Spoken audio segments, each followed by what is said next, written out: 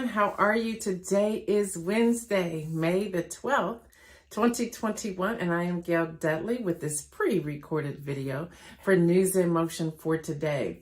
Hey, today, since it's always Workshop Wednesday, I decided that I would teach you or tell you or show you how we cover news, what we look for. So I have in front of me a list of headlines. And these headlines won't pertain to the day you're actually watching this, but I can still use this. So, for example, we see headlines that says Tokyo Olympics. So from the Tokyo Olympics, we're going to check out and see what's the latest with the Tokyo Olympics. And then it'll say something like the world oldest person, which we talked about this a while ago. If y'all remember, we gave her the win. The world oldest person, about the carrying the torch. Excuse me. But we opened that up because we saw the alert that said the world oldest person, and it said Tokyo Olympics. But by the time you hear this, you may have already heard this by now, but I'm just using this as an example because this is pre-recorded. But she pulls out of carrying the torch, and she pulls out of carrying the torch because she's worried about the spreading of COVID-19 to others within the nursing home. So she's like, you know what? You know, this torch carrying, now there's now a total of 8 people that have tested positive for the coronavirus. And so she's saying, I'm not doing that. I'm not doing that. So the world oldest person is pulling out. So we look at that, and then that's something we say, okay, is that a person for the win? Is that just news? What is that? And where does this come from? And then we'll see something else like India COVID aid.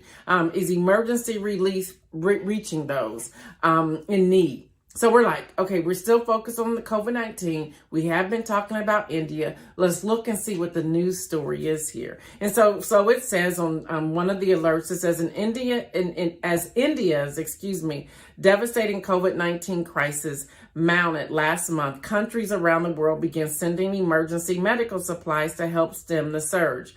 And we'll say, okay, that sounds good. In that sense, we want to know that. We want to make sure that COVID PPE and resources and everything is getting to India. So we'll dig deeper. So when we pull this up, we're also now putting in our search bar, because we get all the alerts for news, in our search bar, India COVID-19. And then we look at them. So right now I'm looking at 7 of them as they're pulling up, and I'm looking to see if the headlines are the same, and also looking to see if there's anything different. If there's something different, we then go to that one that is different to read that story first, to find out the angle. And we also look at who it is coming from. On this one, this particular one is coming from The Guardian, so we know it's reputable. So we want to read that. And then we find out, it's like, oh, okay, yep. Plane loads of ventilators, medicines, and oxygen equipment began pouring into India from countries around, including the UK and the US, as a start of last week. By Sunday, this would have been this past Sunday, 300 tons of supplies on 25 flights had arrived at the international airport. So that's good. So we want to report that. So just to give you an idea of how we're reporting this. So I want to go back to BBC because I want to talk about BBC today. Y'all know how I've been working this through. So today we're talking about BBC and how we look at things. We look at, so we see Madonna's heartbroken. We're like, oh, okay. It's like, all right. So we're like, that's not something we really want to pull out there. We're sorry that she's heartbroken. We look at the Queen wishes great-grandson Archie a happy birthday. It's Archie's 2nd birthday that happened last Thursday, I believe. That was May 6th. So we're like, okay, that's good. You know, so if it was on May 6th, we would have reported it if we had it, but there must have been something else going on as a reason why we didn't report it. Then we get to U.S. Secretary of State Anthony Blinken warns on Russia and China. We want to read that. We want to see what's happening there. So we'll dig deeper into that. And he's saying pretty much that it's reckless. And we need to be very careful about doing business with China. So we want to open that up. We want to find out more information there. That's the kind of news that we're bringing you. And so even when we open that up, it connects us to other articles. For example, it connects us with Jared Kushner, foreign policy genius in his own mind, is founding, and he is establishing an institute for peace. What? So we want to read that to see what he's talking about there and see if it's something we're interested in. And then if we click on that, we will also see, because all these alerts are connected to other alerts because they're helping us move along the journey. It talks about the whole 5 things we should know about the coronavirus, Facebook, economic relief, China, and Colombia. Well, all of those sound real good, but Colombia? What's happening with Colombia? So we'll start looking to see what is going on with Colombia. And we will find with Colombia has seen more than a week of bloody protests over economic inequality. What? We're like, so we'll start shuffling around like, why haven't we seen this before today? What is this information? And then we'll keep reading and we'll look up. So I'm hitting this. So now we have 11 other alerts with that. It talks about police brutality. The experts think that the unrest could have deeper regional effects. The protests began when their previous president unveiled a controversial fiscal reform proposal that critics say would have disproportionately impacted middle and working class people. And we keep reading it. Although he withdrew demonstrations continued over broader grievances. More than 24 people have been killed at this protest, and dozens have disappeared during the violence, prompting fear and outrage over the police response. So just that alone. So we're digging more into that. We're digging more. This is from BBC, people. So we're digging more into that. Like, where'd this come from? Why haven't we heard about it from now? And you start looking at it, and then you'll find, here's what's so interesting. You always find that the person who started the story is usually a low-level person, what they believe is a low-level person, but they're the ones that are on the ground. These are our grassroots people.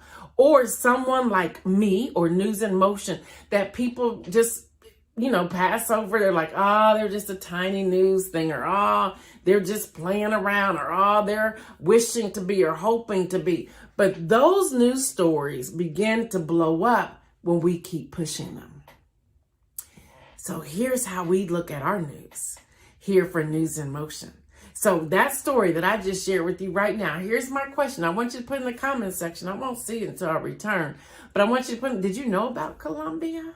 Did you know about it? Did you know the twists and turns and what was happening in Colombia? Be honest. Just write down Colombia and then put yes or no if you knew about it or not. Yo, that's BBC. That's BBC. This is the news we look at. Then we go back and we find other things with the news. Giuliani cuts down his entourage because he can't afford it. So that's like news. We don't really want to know about that. Then we look at Dr. Ron Paul's new video message says every American needs to prepare. And we're like, prepare what? So we'll click on that particular alert, and we see that there's 7 other alerts under a similar platform form from that. And then it talks about Dr. Ron Paul, the former U.S. presidential candidate. Did y'all know that? I'm going to just pause there. Did y'all know that? I knew because we were reading them, but did y'all know about him? And 22-year congressional veteran is back in the spotlight. So why is he back? So even with something like that, we're asking the question, why is he back? What does he want? Is he going to run again? What's he running for? Why is he back in the spotlight? And why is he talking? So we click on that because we have links in almost every word in our alert. So we can click on that and we find that he is stepping forward with a new message what America needs to see. And here's a direct quote. The truth is, after so many years in Washington, I thought I was immune to being shocked by what our government does, Dr. Paul says.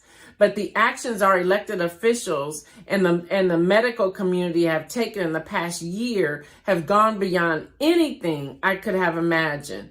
And if you're not careful, you could pay the price. So what is he talking about? That quote alone drew me into wanting to find out more. And guess what? You can find out more too. All you need to do is to go to investingoutlook.co. Investing Outlook. That's INVESTING Outlook OUTLOOK.co.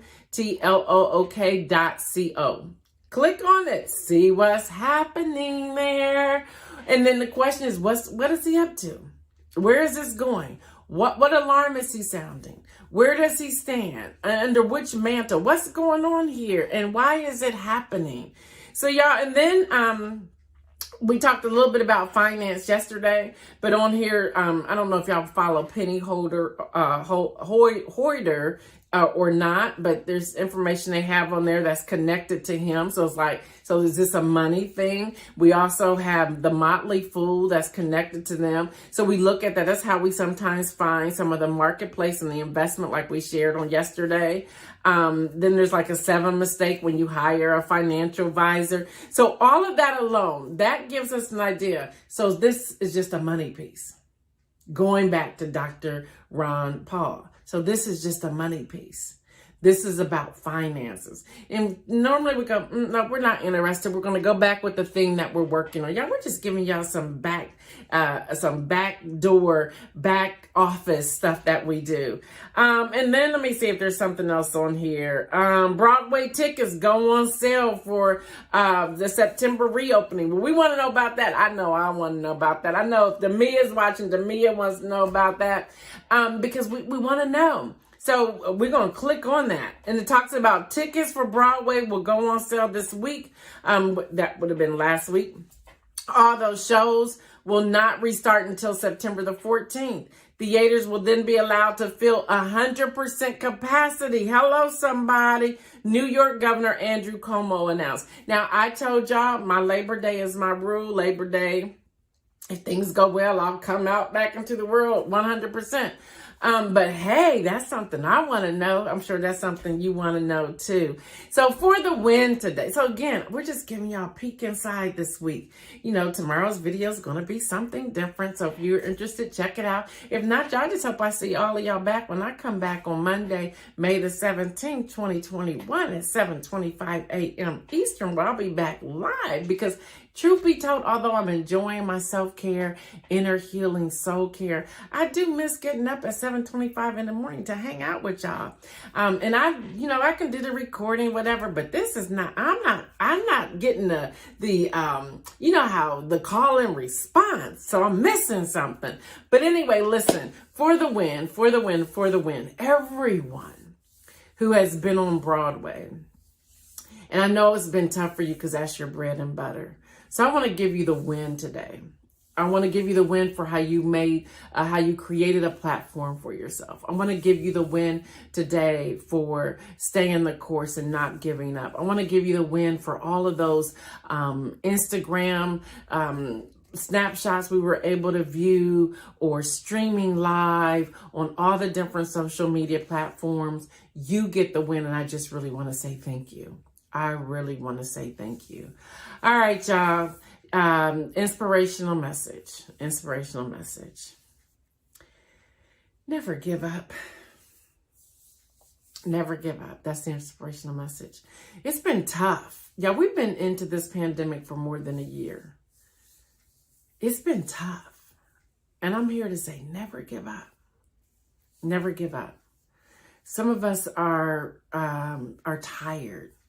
And I would encourage you to take time off, self-care, soul care, practice inner healing. Y'all know what I told y'all before. Come, Lord Jesus, sanctify my imagination. And then you get that image, that picture of where you want to be, whether it's by the water or in the tent or walking or climbing a mountain or sitting on a park bench or driving down the street or sitting in a dance theater or museum, wherever it is that you find is your safe space. Go into that safe space and ask Jesus, invite Jesus in to come hang out with you, and then just rest. It's so important to just rest. It's so important to rest. That's the inspirational message. Rest. Don't give up. Just take moments of rest. I hope y'all enjoyed today. Just where we were just showing you how we do what we do. Because somebody out here may be interested in doing that.